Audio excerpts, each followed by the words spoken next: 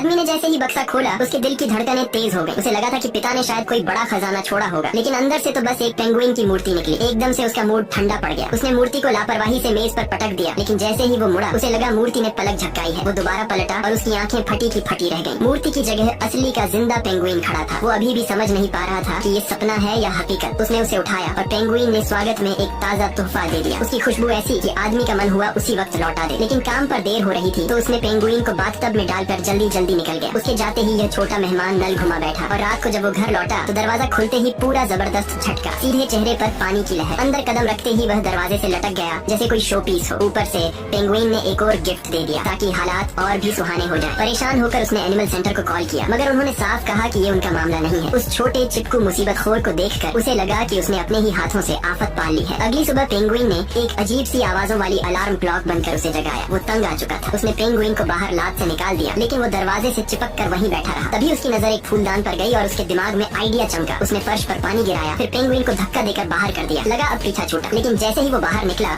Receptionist ने उसे रोक लिया। सर, आपका पालतू मिल गया है। और फिर सीधा उसके चेहरे का क्लोजअप वाला सीसीटीवी फुटेज। वो मन महसूस कर पेंगुइन को वापस ले आया। जैसे ही वो घर पहुंचा एक और डिब्बा आया, मगर इस बार अंदर सिर्फ एक नहीं पूरा मम्मी पापा की कसम सब्सक्राइब जरूर करें।